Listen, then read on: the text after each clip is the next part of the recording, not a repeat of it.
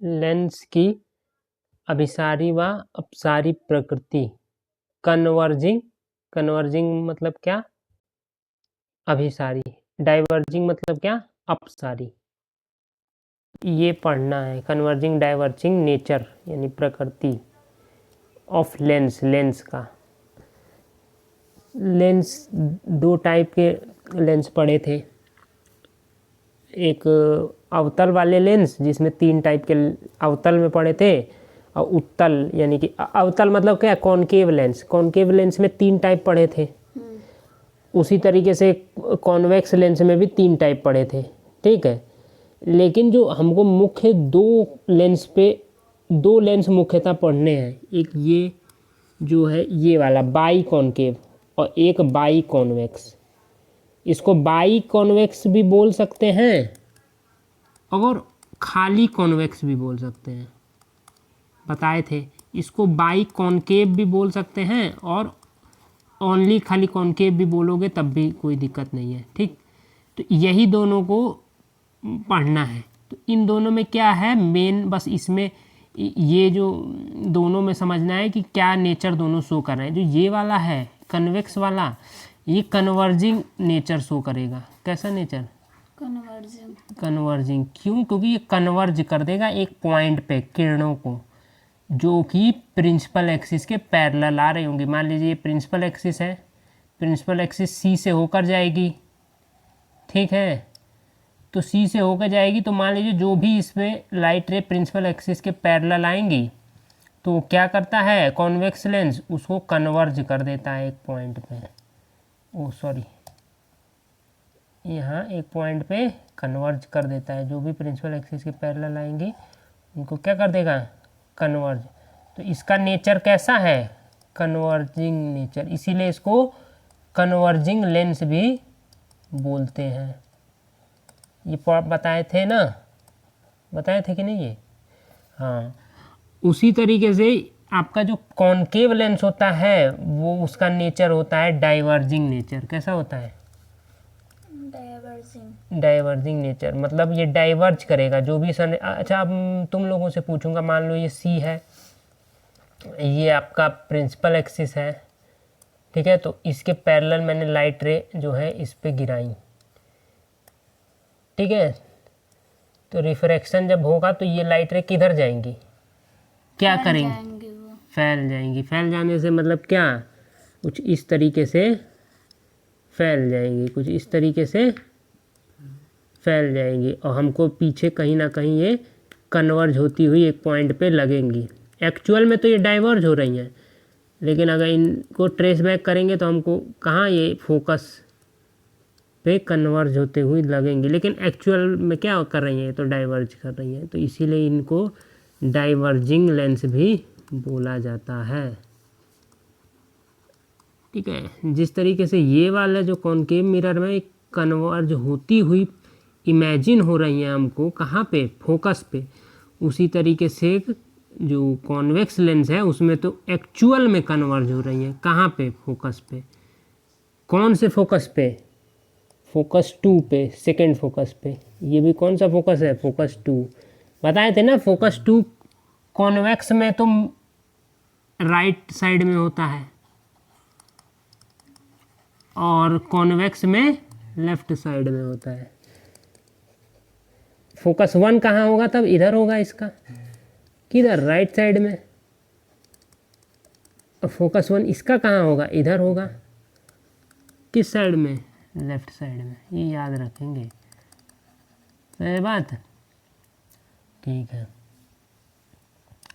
जो फोकस 2 है उसको ही हम क्या मानते हैं? मेन मानते हैं। क्या मानते हैं? मेन। इसी को मानते हैं मेन फोकस, ठीक। इसमें भी इसी को मेन फोकस, ठीक है। अब आ जाओ पीछे।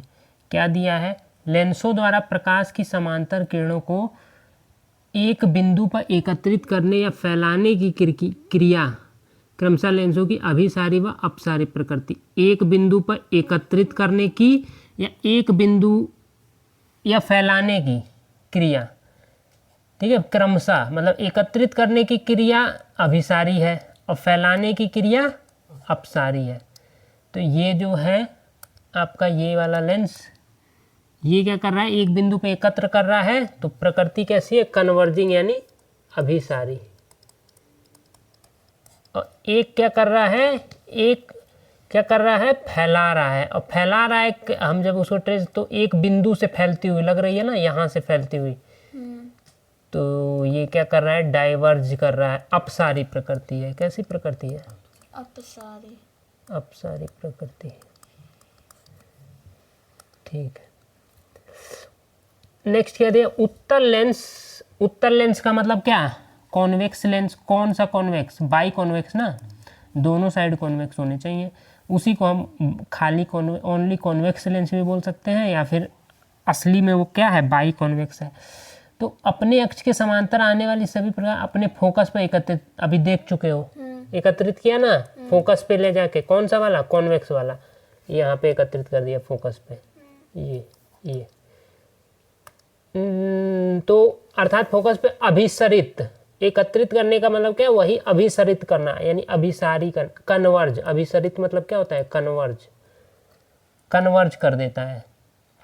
ठीक है, अतः इस प्रकृति के कारण उत्तल लेंस को अभिसारी लेंस भी कहते हैं। वही चीज अभी जो हमने सब समझाया वही दिया है, समझ में आया ना, वही दिया है ना, अभिसारी लेंस। ठीक, अवतल लेंस, इसी प्रकार अवतल लेंस अपने अक्ष के समांतर आने वाली प्रकाश किरणों को फैला देता है, अर्थात उन्हें अपसरित कर देता है।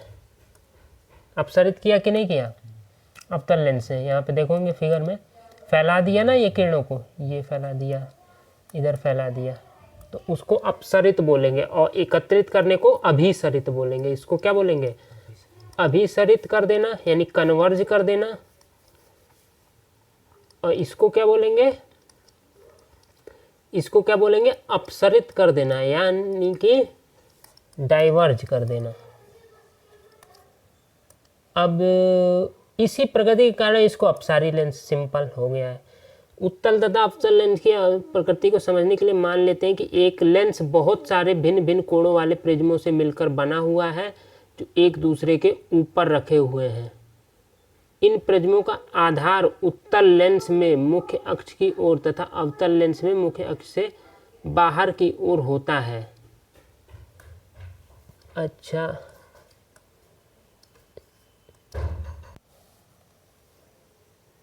ठीक है, यहाँ तक पूरा, यहाँ तक पढ़ लेते हैं, एक ही बार फिर बताते हैं क्या है।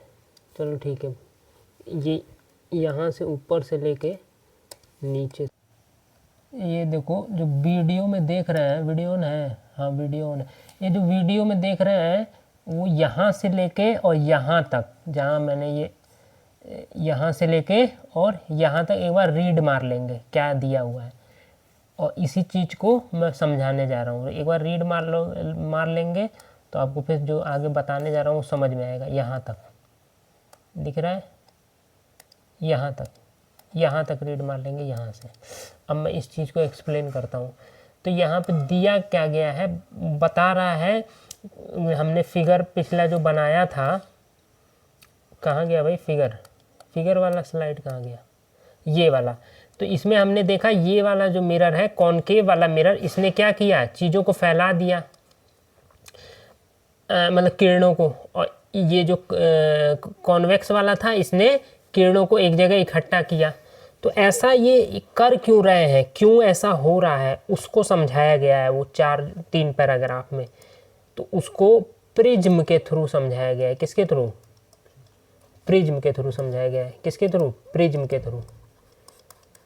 तो उसको समझने के 2 तरीके हैं कि क्यों एक जगह कॉन्वेक्स मिरर जो है, कॉन्वेक्स लेंस जो है वो एक जगह कन्वर्ज कर दे रहा है किरणों को फोकस पे, और कॉनकेव मिरर जो है रेज किरणों को या लाइट रेज को फैला दे रहा है। तो ऐसा हो क्यों रहा है, तो उसको 2 तरीके से समझ सकते हो। एक तो प्रिज्म की सहायता से, तो प्रिज्म की सहायता से समझना है तो पहले प्रिज्म को समझना पड़ेगा, प्रिज्म होती क्या चीज़ है। तो प्रिज्म अभी तक पढ़े ही नहीं हो, प्रिज्म आगे पढ़ना है, तो ठीक है। एक प्रिज्म की सहायता से, और एक समझ सकते हो अपवर्तन के नियम जो होते हैं, अपवर्तन के नियम की सहायता से। नियम नहीं कह सकते, जो अपवर्तन की परिभाषा है, अपवर्तन की डेफिनेशन है, जो डेफिनेशन से भी समझ सकते हैं। अपवर्तन की डेफिनेशन क्या कहती है कि अगर जाएगा किसमें, विरल या रेयरर से जाएगा किसमें, डेंसर में, तो किस तरफ बेंड हो जाएगा, नॉर्मल से दूर बेंड हो जाएगा कि नॉर्मल की तरफ बेंड हो जाएगा। अगर डेंसर में जाएगा, रेयरर से डेंसर में, नहीं याद है बताओ, नॉर्मल की तरफ बेंड हो जाएगा, टूवर्ड्स द नॉर्मल, क्या टूवर्ड्स द नॉर्मल बेंड हो जाएगा। और अगर डेंसर से रेयरर जा रहा है तो नॉर्मल से दूर भागेगा। हाँ, तो नॉर्मल से अवे बेंड हो जाएगा, क्योंकि ये पता ये क्यों होता है, बताए थे ना, डेंसर में क्या होती है, स्पीड कम होती है, स्पीड कम होने की वजह से वो नॉर्मल की तरफ बेंड हो जाता है, और रेयरर में स्पीड बढ़ जाती है डेंसर की अपेक्षा, तो नॉर्मल से अवे बेंड हो जाता है। ये याद रखेंगे, ये तुरंत याद होना चाहिए मुंह जबानी, तभी समझ में आएंगी चीज़ें। तो एक तो इस वाले ये जो परिभाषा है अपवर्तन की, यही है ना, यही जो बेंड होने को ही तो अपवर्तन बोलते हैं। लाइट रे दूसरे मीडियम में जाके जब बेंड हो जाती है उसी को क्या बोलते हैं, अपवर्तन बोलते हैं। बेंड नहीं होती तब नहीं बोलते ना अपवर्तन, डिविएशन जो आता है उसी को अपवर्तन बोलते हैं। तो यही परिभाषा जो बताई गई, इससे तुम समझ सकते हो कि क्यों कॉन्वेक्स ने किरणों को एक जगह कन्वर्ज कर दिया और कॉनकेव ने किरणों को फैला दिया, इससे समझ सकते हो। तो बुक में इससे नहीं समझाया गया है तो मैं भी नहीं समझा रहा हूँ, कभी टाइम रहेगा तो समझा दूंगा। बुक में प्रिज्म से समझाया गया है तो हम अगर दोनों समझाने लगा तो बहुत टाइम वेस्ट होगा। प्रिज्म से समझाया गया है तो प्रिज्म वाला समझ लो। अब प्रिज्म से समझाने का फ़ायदा ये भी है कि तुमको प्रिज्म भी समझ में आ जाएगा साथ में साथ। तो समझो, देखो पहले प्रिज्म समझ लो, प्रिज्म होता क्या है। तो प्रिज्म क्या है, प्रिज्म जो है एक 3D स्ट्रक्चर है, 3 डायमेंशनल स्ट्रक्चर है। अब ये छोड़ दो कि 3D क्या होता है, अभी के लिए बस समझ लो कि 3D स्ट्रक्चर है जिसमें क्या होते हैं, जिसमें दो जो उसके सरफेस होते हैं वो ट्राइंगल होते हैं। कैसे होते हैं, ट्राइंगल। और 3 सरफेस कैसे होते हैं, रेक्टेंगुलर सरफेस। कैसे होते हैं, रेक्टेंगुलर। ठीक है, अब इसको मैं वीडियो ऑन कर रहा हूँ अपना, उसमें दिखा रहा हूँ प्रिज्म। ठीक है, प्रिज्म देखते हैं कैसा होता है। मैंने बोला था प्रिज्म का जो 2 सरफेस होती हैं कैसी, ट्राइंगल होती हैं, और 3 सरफेस कैसी होती हैं, रेक्टेंगुलर। और एक चीज़ याद रखेंगे, प्रिज्म होता कैसा है, किसका बना होता है, ग्लास का, कांच का होता है पूरा। और कांच का हॉलो नहीं होता है, पूरा भरा हुआ होता है, फिल्ड होता है। ठीक है, अभी तो जो मैं दिखाऊंगा वो तो हॉलो रहेगा। मतलब हॉलो का मतलब क्या होता है, होल। हॉलो का मतलब क्या होता है, खाली। खाली, अंदर से क्या, खाली, खोखला। हाँ, अंदर से खोखला। बहुत बढ़िया, खोखला वर्ड, बहुत अच्छे। देखो तो कैसा होता है प्रिज्म, ये देखो, ये भाई प्रिज्म वाला कुछ मिला ही नहीं स्ट्रक्चर, तो इसी को बताना पड़ रहा है, ऐसे ही समझ जाओगे। पकड़ना भैया, इसको पकड़ो, पहले इसको नीचे पकड़ो, सबसे अच्छा ऐसे करके पकड़ो। ये देखो, पकड़ो, पकड़ लिए, वाह। उसका साथ दे दो बेटा, इधर से पकड़ लो। हाँ, ये देखिए, ये जो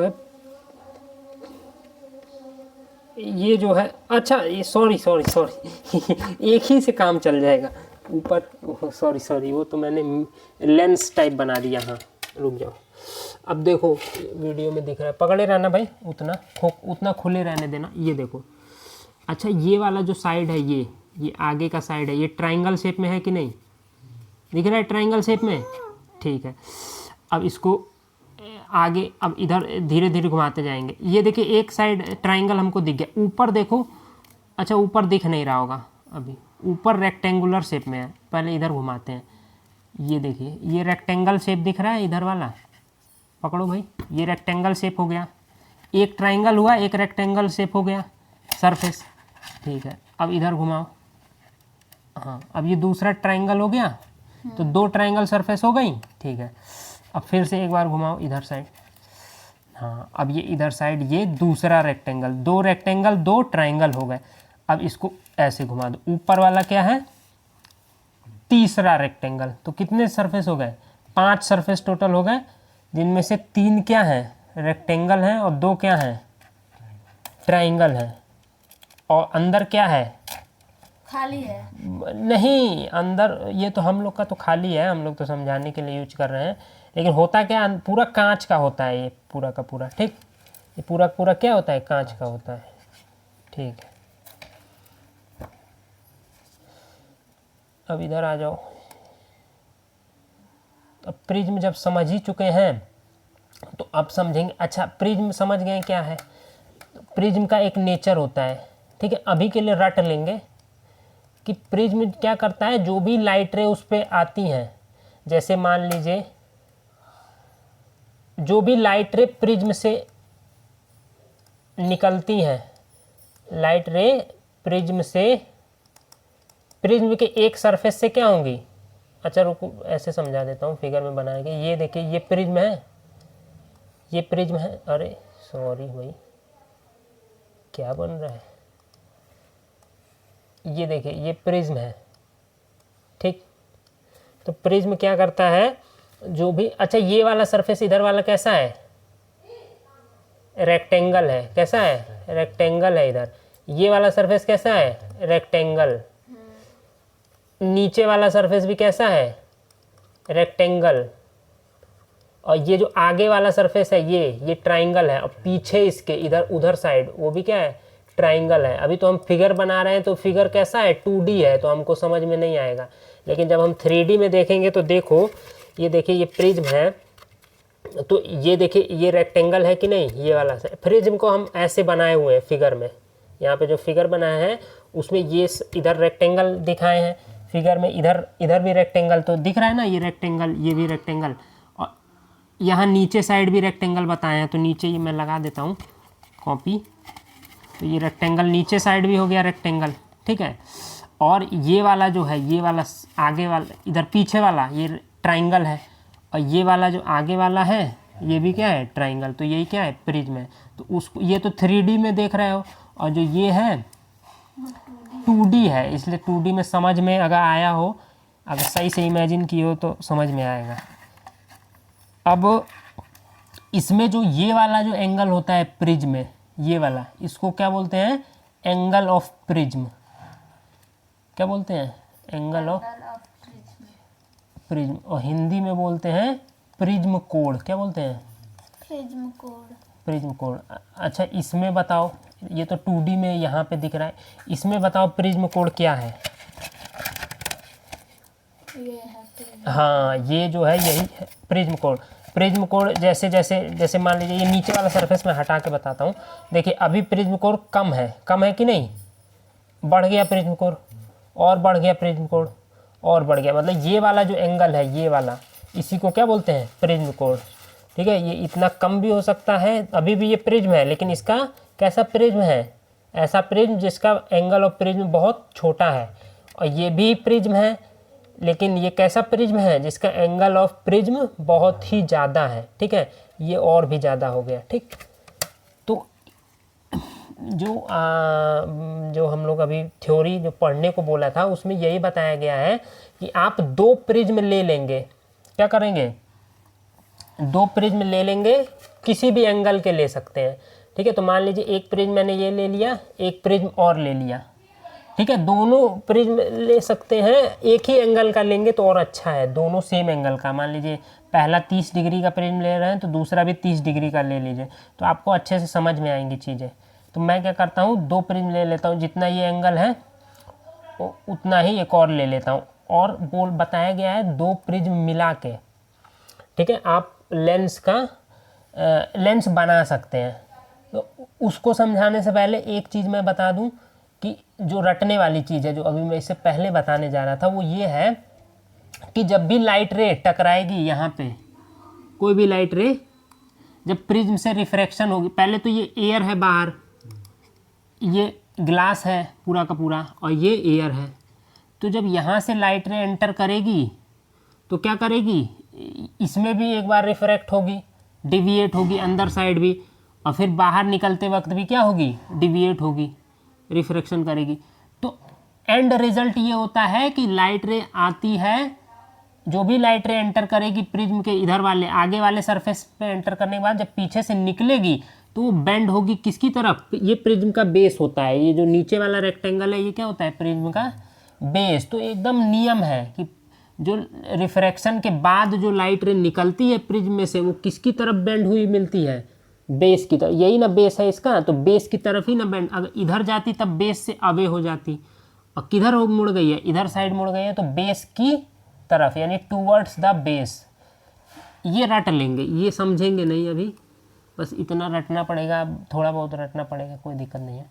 प्रिज्म जब पढ़ेंगे तब बता देंगे क्यों ये नीचे गई है, ठीक है। ये नीचे गई है उसको भी आप इस वाले, ये वाला जो मैंने बताया था ना अपवर्तन का परिभाषा, रेयरर टू डेंसर, नॉर्मल की तरफ बेंड, नॉर्मल, इससे समझ सकते हो। लेकिन अभी के लिए मैं छोड़ता हूँ, उसको नहीं समझाता हूँ, टाइम लगेगा। या ठीक है समझा देता हूँ देखो समझ लो, देखो समझ लो कैसे बेंड हुई नीचे की तरफ। मान लीजिए ये लाइट रे मैं यहाँ से भेजता हूँ, यहाँ से मैंने लाइट रे एंटर करवाई, ठीक। तो अब ये बताइए जिस पॉइंट पे लाइट रे गिरी उस पर नॉर्मल ड्रॉ करना पड़ेगा।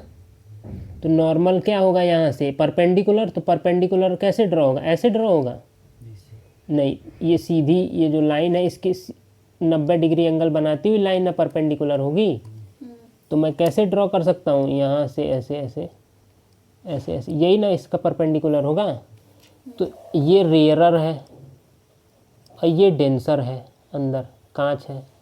तो जब रेयरर से डेंसर में जाती है, डेंसर में स्पीड कम होती है, तो ये नॉर्मल से इधर जा रही थी, ऐसे करके जा रही थी कि नहीं जा रही थी, तो उधर नहीं जाएगी और किधर चली जाएगी, नॉर्मल की तरफ बेंड हो जाएगी। ऐसे जाना था इसको, किधर ये आ गई, ऐसे हो गई, नॉर्मल की तरफ झुक गई, ठीक है। अब यहाँ कांच में तो ऐसे जाएगी, लेकिन फिर अब डेंसर से फिर बाहर निकलेगी तो रेयरर में, तो जिस पॉइंट पे ये बाहर निकलेगी वहाँ पे हमको नॉर्मल ड्रॉ करना पड़ेगा। तो मान लीजिए यहाँ पे मैं नॉर्मल ड्रॉ कर लेता हूँ ऐसे करके, ऐसे, यही ना नॉर्मल होगा, 90 डिग्री यही होगा, क्योंकि ये थोड़े ना होगा, ये वाली सरफेस पे 90 डिग्री वाली लाइन यही होगी कुछ। तो अब ये क्या करेगी, जब ये बाहर निकलेगी तो इसको जाना किधर चाहिए था, ऐसे जाना चाहिए था, लेकिन ये क्या करेगी, नॉर्मल की तरफ झुकेगी कि नॉर्मल से away, towards the normal, normal या away from the normal, normal से दूर दूर, अवे फ्रॉम द, क्योंकि डेंसर से किधर जा रही है, रेयरर में, रेयरर में स्पीड बढ़ जाती है तो ये नॉर्मल से दूर भाग जाती है, तो किधर भाग जाएगी, नॉर्मल से दूर, इधर। तो यही रीज़न है इसका कि प्रिज्म से जब भी कोई भी लाइट रे एंटर होती है तो अंतिम रिफ्रैक्शन के बाद लास्ट रिफ्रैक्शन यहीं पे होता है, किधर चली जाती है, बेस, टूवर्ड्स द बेस। फिर से बताइएगा। सिंपल, अरे भाई तुम दिमाग इधर रखो भैया। यहाँ पे मैंने लाइट रे, बोलो कहाँ से एंटर करवाएं लाइट रे, जल्दी बताओ। जहाँ से भी, तो तुम बताओ ना, जहाँ से भी, बीच में से। कहाँ बीच में से, यहाँ पे से, ऐसे, कैसे ऐसे, यहाँ से, हम्म, यहाँ से मैंने एंटर कर, ऐसे, हाँ, ऐसे मैंने एंटर करवाई, ऐसे मैंने एंटर करवाई, तो यहाँ पे मुझे नॉर्मल ड्रॉ करना पड़ेगा ना, पता करने के लिए कि अंदर किधर साइड डिविएट होगी। ऐसे तो जाएगी नहीं, इस लाइन को पकड़ के तो जाएगी नहीं, क्योंकि मीडियम चेंज हो रहा है, इधर एयर था अब ग्लास आ रहा है। जब भी मीडियम चेंज होता है तो डिविएशन आता है, अपवर्तन होता है, रिफ्रैक्शन होता है। तो इधर जाएगी नहीं, जाएगी किधर वो पता करने के लिए पहले उस पॉइंट का नॉर्मल ड्रॉ करना पड़ेगा ना।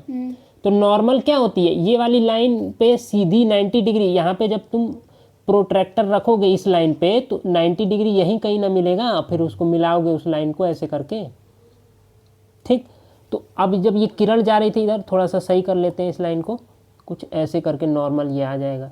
तो जब ये लाइन इधर जा रही थी लेकिन उधर तो जाएगी नहीं अंदर लाइट रे, कैसी जाएगी वो, रेयरर से डेंसर में जा रही है तो नॉर्मल की तरफ इधर साइड आ जाएगी, ऐसे करके आ जाएगी, नॉर्मल की तरफ झुक गई ना, जाना था इधर, वो किधर चली गई, इधर। आएगा समझ में?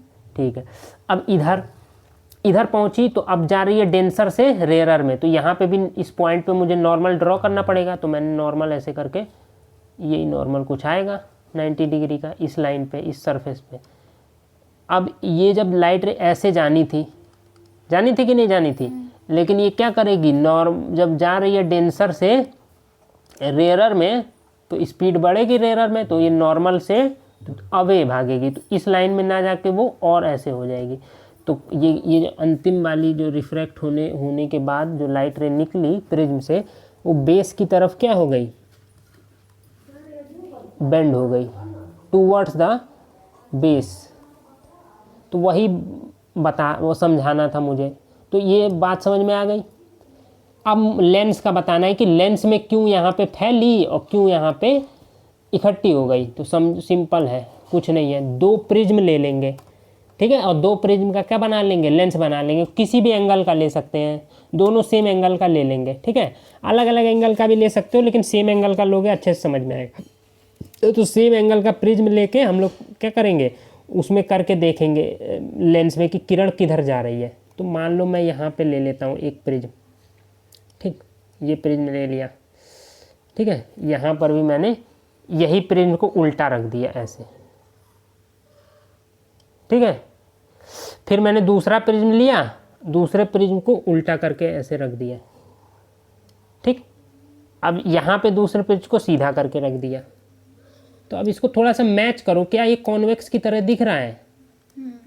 कॉन्वेक्स यही ना होता है, ऐसे ही ना होता है, तो ये दिख रहा है ना कॉन्वेक्स की तरह ऐसे, ठीक है।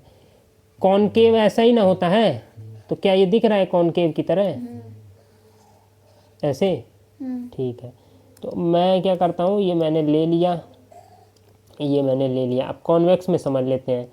मान लीजिए कोई भी लाइट रे एंटर करेगी, कोई भी लाइट रे एंटर करेगी तो सब किधर को बेंड होगी, ये बेस, ये ऊपर वाले जो प्रिज्म है उसके बेस ही की तरफ ना बेंड होगी, इधर ही ना बेंड होगी। जो भी लाइट रे आएगी किधर से भी आए, मैंने अभी प्रिज्म में बताया था, किधर से भी आए सब बेंड हो जाती है नीचे को। इधर से भी लाइट रे आएगी तो इसका बेस इधर साइड है, तो इधर बेंड होगी कि नहीं होगी? तो इसीलिए तो कॉन्वेक्स लेंस में जो भी लाइट रे हम लोग एंटर करवा रहे थे वो किधर बेंड हो जा रही थी, फोकस की तरफ बेंड हो जाए। आया समझ में? ठीक है। उसी तरीके से आप अब उसका समझ सकते हो, जो हमने ये एक उल्टा रखा और एक सीधा, तो ये कौन सा बन गया, कॉनकेव लेंस की तरह दिख रहा है। तो इसमें भी जब लाइट रे जाएगी इधर थोड़े ना जाएगी। प्रिज्म में क्या रूल है, बेस की तरफ, यही ना बेस है इसका, तो इधर बेंड हो गई बेस की तरफ, सारी लाइट रे किधर बेंड हो गई, बेस की तरफ। यहाँ पे लाइट रे जाएगी तो इधर थोड़े ना जाएगी, बेस तो इधर है, तो इधर आएगी, ये भी इधर आएगी, इधर आएगी। तो इसका मतलब क्या, जो कॉनकेव मिरर है ये क्या करेगा, सारी लाइट रे को फैला देगा। आया समझ में? तो यही बताया गया है, ठीक है। तुम लोग सिंपल जो हम लोग अपवर्तन की परिभाषा से प्रिज्म का समझे, इसमें भी समझ सकते हो, लेंस में भी। मान लीजिए ये वाला लेंस मैंने लिया, ठीक है, तो मान लीजिए मैं लाइट रे कोई भी एंटर करवाता हूँ यहाँ पे, तो यहाँ पे इस वाले पॉइंट पे क्या होगा, रिफ्रैक्शन होगा ना, एयर से लेंस ग्लास में जा रही है, तो इस वाले पॉइंट पे नॉर्मल में ड्रॉ करूँगा ना, तो नॉर्मल मान लीजिए ये वाली लाइन एक आ रही है ऐसे, मान लीजिए इस वाले पॉइंट पे एक, ये तो कर्व है ना, तो मुझे एक सीधी लाइन माननी पड़ेगी ना यहाँ पे कि ये है सीधी लाइन। तो इस सीधी लाइन पे परपेंडिकुलर कुछ ऐसा आएगा। अब जब जाएगी अंदर तो डेंस में जा रही है तो इस तरफ बेंड होगी ना, इधर ऐसे जाना था सीधे, लेकिन ये कुछ इस तरफ आएगी कि नहीं आएगी, ऐसे, ठीक है। अब यहाँ पे भी मुझे क्या बनाना पड़ेगा, परपेंडिकुलर, तो कुछ ऐसा बनेगा परपेंडिकुलर। अब जब इधर जाएगी, इधर से इधर जब निकलेगी तो इधर जाना था ऐसे सीधे, लेकिन ये क्या है, रेयरर में आ रही है तो और बेंड हो जाएगी इस साइड अवे। तो इसीलिए लाइट रे देखो किधर की तरफ जा रही हैं, अंदर की तरफ जा रही हैं कि नहीं जा रही हैं। नीचे वाले में भी समझ सकते हो, नीचे साइड भी यही चीज़ होगी। मान लीजिए नीचे यहाँ पे कोई किरण आई इस वाले, तो इसका नॉर्मल ऐसे बनेगा, ये क्या ऐसे सीधे निकलनी थी, तो क्या होगी, ये नॉर्मल की तरफ इधर चली जाएगी। फिर इस वाले सरफेस पे नॉर्मल ऐसा बनेगा, जाना था इसको इधर, लेकिन ये क्या करेगी और अवे जाएगी, इधर चली जाएगी। तो ये जा रही है ना फोकस की तरफ, इसमें भी इस पे नॉर्मल ड्रॉ करो तो ये इधर जानी थी सीधी, ये चली गई इधर। इस पे नॉर्मल ड्रॉ करो, ये जानी थी इस तरीके से, लेकिन ये क्या करे और बेंड होके इधर, तो ये फोकस पे मिल रही है ना। तो सारी किरणें ऐसे ही क्या करती हैं, मिल जाती हैं। इसी तरह से कॉनकेव में भी समझ सकते हो, कॉनकेव में भी अपवर्तन की परिभाषा से समझ सकते हो। जैसे लाइट रे एंटर करी तो यहाँ पे ऐसे ही ना बनेगा नॉर्मल, जैसे ही अंदर गई तो ये इसको जाना था सीधे, तो ये क्या करेगी, बेंड होगी, क्योंकि स्पीड कम होगी तो इधर साइड बेंड होगी कि नहीं होगी, इधर साइड बेंड होगी, तो ऐसे जाएगी। तो ऐसे जाने के बाद इसको जाना था इधर, लेकिन ये क्या करेगी, इसका नॉर्मल हमको ड्रॉ करना पड़ेगा ऐसे, तो ये क्या करेगी और अवे चली जाएगी। ये नॉर्मल इधर है तो इधर जाना था तो और अवे ऐसे चली जाएगी। पर क्यों ये ऊपर इधर ये वाला हो गया है, नीचे ना होना चाहिए, उसमें तो नीचे हुआ है। उसका नॉर्मल कुछ इस तरीके का था ऐसे, तो ना नीचे हुआ है, नॉर्मल ऐसे था तभी ना नॉर्मल की तरफ आ गई है। इसका नॉर्मल ऐसे है तो इसलिए नॉर्मल की तरफ ऊपर की तरफ भाग गई है। आया समझ में? हाँ, इसका नॉर्मल ऐसे ही ना ड्रॉ करोगी, ये जो सरफेस है ऐसे कर्व सरफेस है तो उस पर यही ना एक सीधी रेखा बनेगी, तो नॉर्मल ऐसे ही बनेगा, यही नॉर्मल बनेगा। तो लाइट रे जो जा रही थी ऐसे सीधे सीधे निकलेगी नहीं और मुड़ जाएगी नॉर्मल की तरफ, तो वही हमने नॉर्मल की तरफ मुड़ा दी है। आया समझ में?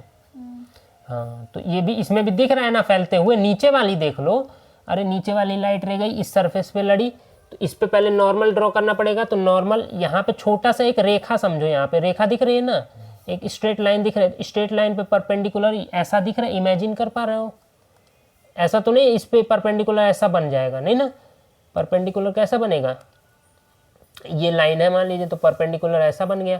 तो अब ये परपेंडिकुलर बन गया तो डेंसर में जा रही है, जाना था इसको सीधे, लेकिन ये किधर की तरफ बेंड हो जाएगी, नॉर्मल की तरफ। इस सरफेस पे आई, यहाँ पे नॉर्मल कैसा बनेगा, ये मान लीजिए स्ट्रेट लाइन, यहाँ पे नॉर्मल ऐसा बनेगा।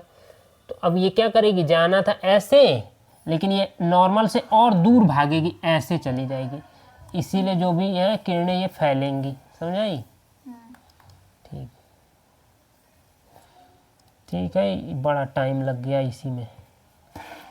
चलो, प्रिज्म का भी समझ में आ गया इसी में कैसे होता है, नीचे की तरफ बेस की तरफ, और प्रिज्म का कोड भी समझ में आ गया, और ये भी समझ में आ गया कैसे हो रहा है ये नीचे की तरफ। ठीक है, द एंड करते हैं।